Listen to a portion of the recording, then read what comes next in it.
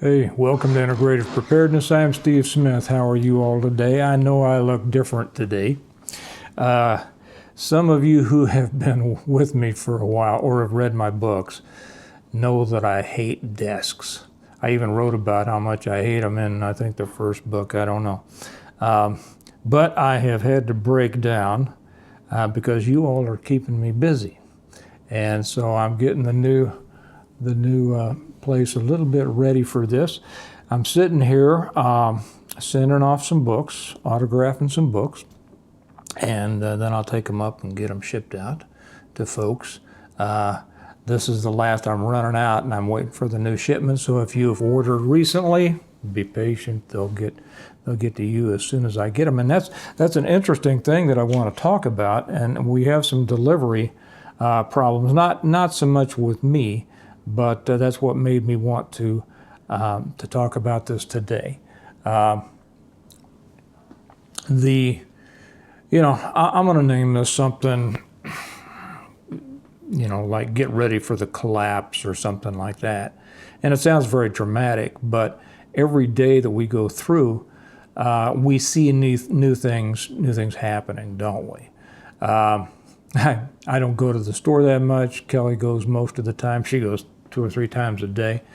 But whenever I go, I'm surprised at the state of the different grocery stores. We go to Maine, we go to Aldi, and the chain around here is called Hy-Vee.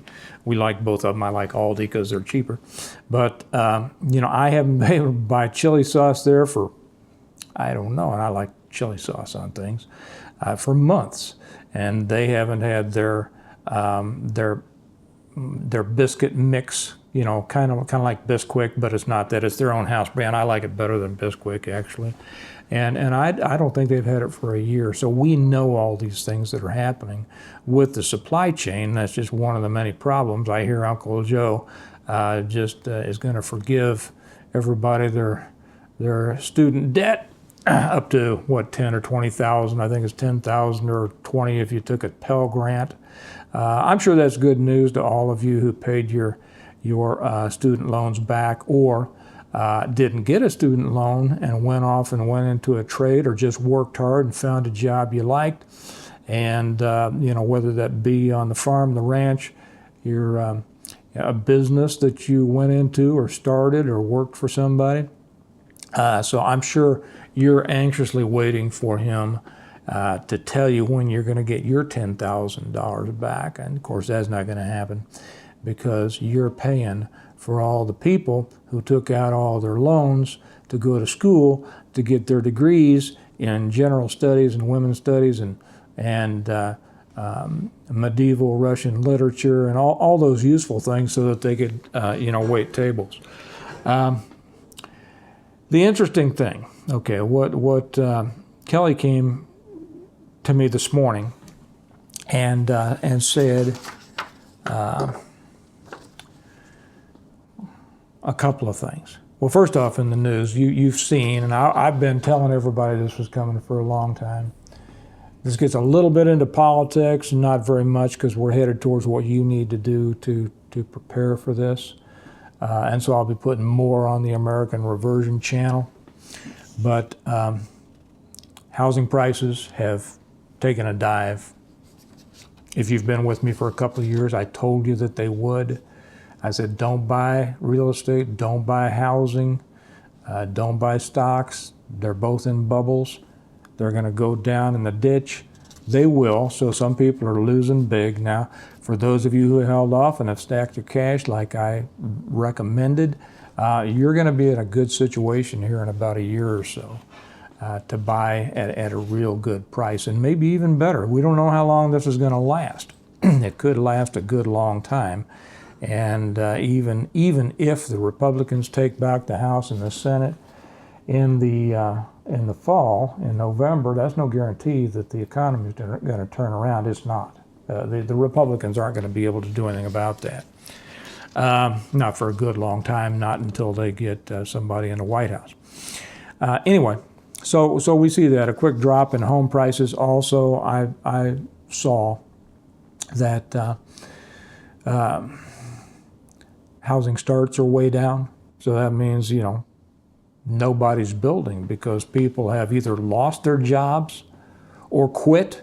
You know, the great resignation that we've seen. And I let them fire me from my, pretty good corporate hospital job.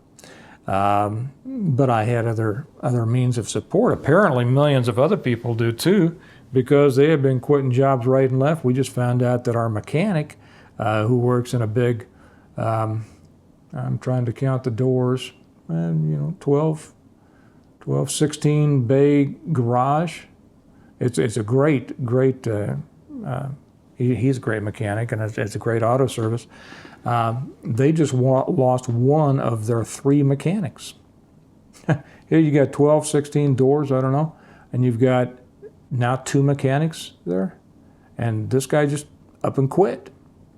At last, I mentioned that one time before, and somebody said, well, if they'd pay them more, they wouldn't leave. You don't know that. Don't try to assume that you know why everybody does things. There are many reasons behind the things that happen. That's just something that I'm throwing out as interest. Well, today Kelly said that she had heard somebody talking about a problem with FedEx deliveries. We've had some problems with FedEx deliveries being delayed and such. And she said that she heard somebody say, and so I can't swear to this, that a lot, that they are expecting quite a crash, and I won't say, crash, but they're expecting quite a downturn in their delivery times. I mean, it's going to take you a lot longer. I don't know. And we had somebody who's in the trucking business give us an opinion on that. I don't think I'll pass that along because I don't understand it well enough to explain it, and I want a little more verification before I get into that. However, we have family in the trucking business and in the shipping business, and what we learned today was that UPS is sending out far fewer delivery drivers, and they're sending many of them home this week because there's simply not enough deliveries. Okay, so that is a major indication of the economy. And we do a lot because of the businesses that we have, because of my writing and all the shipping that we do, and Kelly's. We have several businesses. I don't talk about them a lot, but we have things shipped all the time, and we have never seen the kind of delays that we've seen in the last few weeks. And she even got a notice. Was yesterday or the day before, that said, well, it's been delayed, and now it's going to be delayed again, and if you don't get it by such and such a time, you can cancel your order. That's never happened before, at least to us. I'm not saying it's never happened to us. Another person that we know in the trucking business says that he works and goes past an Amazon warehouse every day. And he says the trucks at that warehouse, at the Amazon warehouse, haven't moved in a week. Now, this is somebody, so I know that somebody's going to come on here and say, well, but some come in and some go out, and some come in and some go out. This person would be in a position to know whether the trucks have been in and out and in and out. And he says they haven't moved in a week. Now, that's just here, I don't know what it's like in other parts of the country, but it's never been like that here. And like I said, we've experienced delays in our Amazon and FedEx deliveries. We haven't had any problem with UPS. So just let that be something that you think about. All of these things are pointing toward a decline. And at what point that decline becomes a collapse is hard to know. Everybody's going to have their own opinion and their own measurements. But as this decline occurs, your preparedness needs to increase. As the problem grows, your preparedness needs to increase. I had somebody say something very nice to me in a comment I don't know, yesterday or the day before, and they thanked me for caring about you all so much, and I know that sometimes I get a little harsh, you know. I was like, come on, I mean, because you have to deal with the truth, and there's far too many people out there talking about things they don't know about. But that was very nice. They said, we appreciate, thank you for caring about us. And I've never really said that. I've never been one to say, I care about you and I want you to do better. But it is the truth. I mean, I am in business. That's the reason that I wrote these books. It was to help people, to be honest. You know, when I first started writing this thing, I don't know, what's it been, 6, 7 years ago? I don't know. I just started tapping it out on my phone, as many of you know. And I never expected it to be a book. I had so many people asking me for my advice on preparedness that I said, I think I'll write a little story. It'd be fun to write a little story, right? And so because I can't type, and if you saw me on this laptop, you'd see me going like this, you know. I'd go as fast on my phone as I do on this. It's just that I need this for other things, for my book. Once it gets to a publishing, not that you all care that much, but I write it on my phone and then I email it to myself and then I import and export it to different programs and then I get it into Word and then I put it up and edit it and all that, and that all happens right here. But when I started writing the reversion, the first book, I had no intention really to write a book. I wanted to write a story that would help people. I said, if I can put it in the frame of maybe a short story.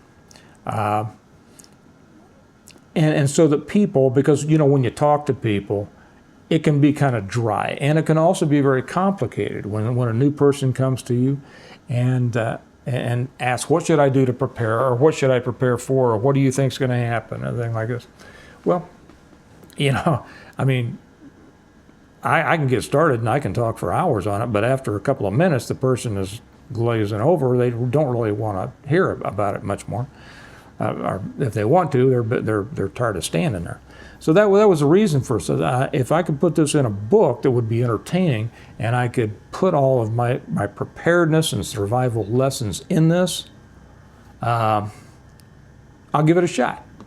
And maybe I'll email it to some people. Maybe I'll have it so that when somebody asks me for my advice, I'll say, okay, I've got something I can text you or I can email to you. That was really how this and the whole series started.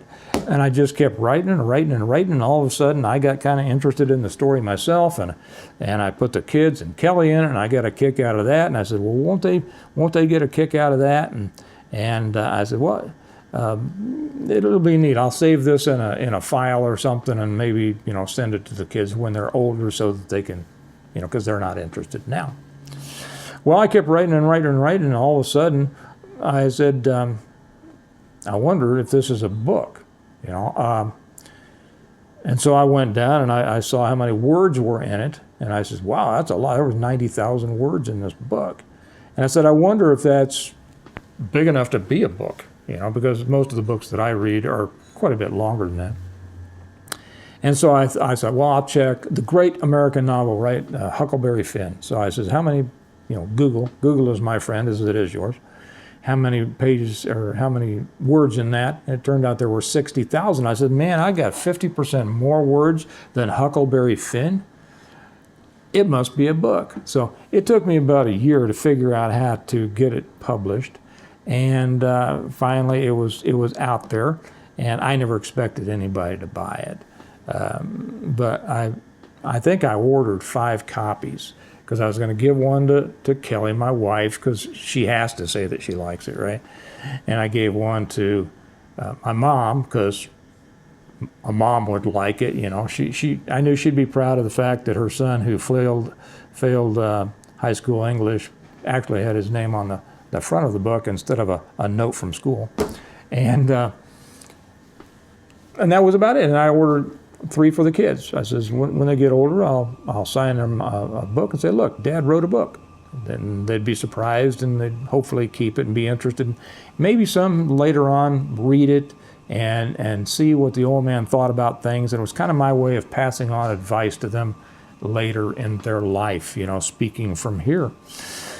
So, and some of you have heard this story before, but I just let it go.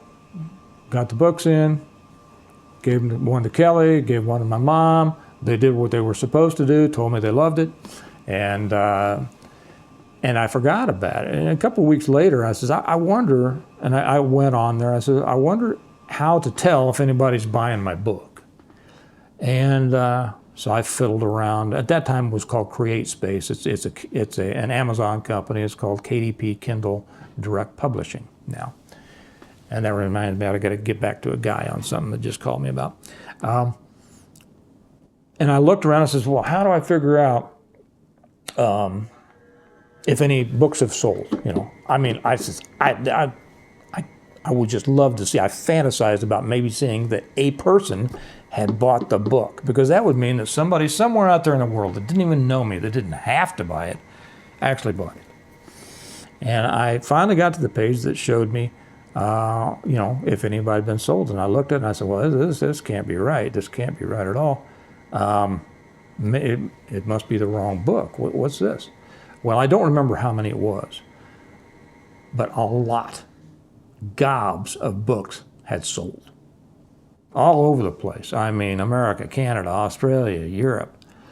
And I said, no, this can't, I don't even think I told Kelly for a few days, because I expected, and I kept going back there every day and checking, because I was just sure there had been a mistake and I was going to get an email or a flag on the page. Sorry, Mr. Smith, but we attributed somebody else's sales to your book.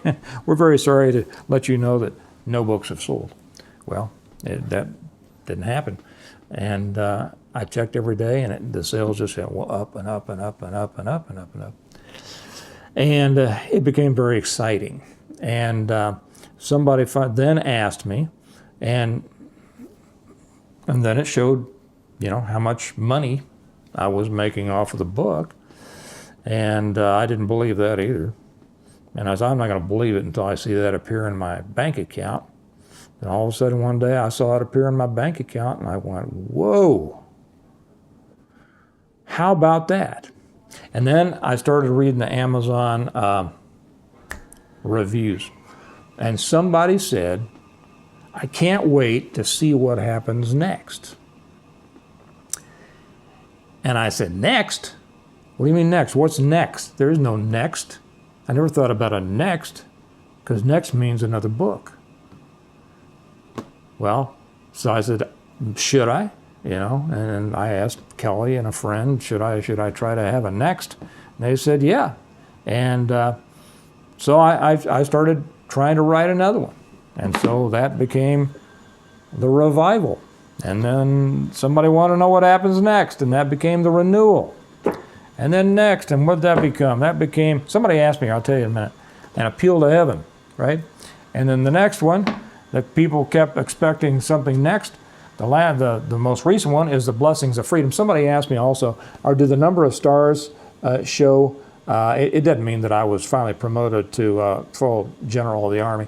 Does it mean the order of the books? Yes, that's exactly what it was. To be honest, I felt a little silly, the first book, putting that first star on there, because it seemed a little arrogant, you know, as if I just assumed it would be more, but I didn't really.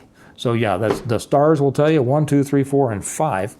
And so that's how I did it. Well, I know that I've gotten off on a story that I didn't really mean to here, but the reason that I wrote all of these books is to give people all of my advice on how to prepare and how to survive any kind of collapse that might happen. And so that's what they are. And I often, at the beginning of each of my videos, I'll tell them, you know, this video is brought to you by the Stonemont series. That's what this is, and how to get them. It's always put links down here below how you can order them from Amazon, or you can, get them from me. That's what I'm doing right here today, autographing copies and sending them out. There's ways to do that, but these are about dealing with collapse, and we are in the middle now. Going back to the original purpose of this video, we are in a decline that is going so quickly that each day could be a surprise, although those of us who are used to it and expecting it, we're not surprised anymore. We're just wondering how fast and how far it's going to go, right? Well, it's going to go faster than we want it to. How far it's going to go, it's probably going to go a lot farther down than we want it to. Do you hear that mixer in the background? Kelly's making up some. Don't stop it. She came in to see if she was making too much. Kelly makes the most amazing custom soaps, and she's making up a batch right now that is really cool. But anyway, it's going down. You have to be prepared for the collapse. You have to be prepared. If you have not really started seriously preparing, please do so now. Please do so now. You're going to help yourself and you're going to help everybody else around you. If you are maxed out on your preparedness, if you can survive the explosion of the sun, none of us can, I'm pretty prepared, as you may imagine. I am still preparing. I am disgusted that I found out that Aldi chili with beans, which is what I love, it's one of my mainstays and I love it. The rest don't like it that much, but you know, when they're hungry, they'll love it just as much as I do. That and Spam. It went from 86 cents a can to $1.35 a can. Well, I have a lot of 86-cent chili. And people that are just starting out are paying $1.35. So, and most people are in between. Most people are in between. Whether you still have a job, if you do have a job, that's great. I hope things go well for you. I hope it maintains. But more and more companies are shutting down and more will because of the economy. When people aren't making the money that they're used to making or need to make, they're going to shut down. We went through this before when we had a tanning salon, and we got out just in time. We were able to sell that thing, and we went from making buku bucks to making normal money. And we said, you know, the next step after normal is junk. And so we got out. We sold it. Same thing's going to happen. You all have to be ready to sustain yourselves in horrible economic times. I don't see us being invaded by Russia or China. We've had a lot of trouble with communications with the solar storms and the CMEs that have come our way. I see that a communications satellite just was destroyed, I think, today or yesterday. We're going to see more of those problems. But whatever it is, you please get more serious about this now. Don't wait till tomorrow. Go do something now. And if you're not in the habit of doing it, because preparedness, like anything else in the world, it's all about habit and consistency. If you're not in the habit, develop the habit. You'll be glad you did. And if you don't do it, you'll be sorry that you didn't. So I'm about to sign off here now. I think that's all that I wanted to say. Do you like my new digs? It's not done yet. These just happen to be pictures that were here in the room. I've never had an I love me wall, you know, where everybody puts up all their awards and their diplomas and stuff like that. I've never done that. I don't know that I will. All my stuff is in a box, or probably several boxes, because I haven't even kept them centralized. But I'm considering doing that now because, you know, there's a lot of things about the old man's life the kids don't know. And simply having some of those things up around here it might bring the opportunity for me to talk to them about a couple of things. And, you know, sometimes I do occasionally like to look at something and let them take me back to a memory at a time in my life before I spent so much time at a laptop and signing books and making videos. Okay? All right, look, we prepare well today in order to live well tomorrow. Tomorrow's coming. There's no getting away from it. And tomorrow is probably not going to be as good as today. Prepare well today. People are dependent on you to prepare well. So with that, I'll say goodbye. You all have a great day. I'll see you next time. Bye-bye.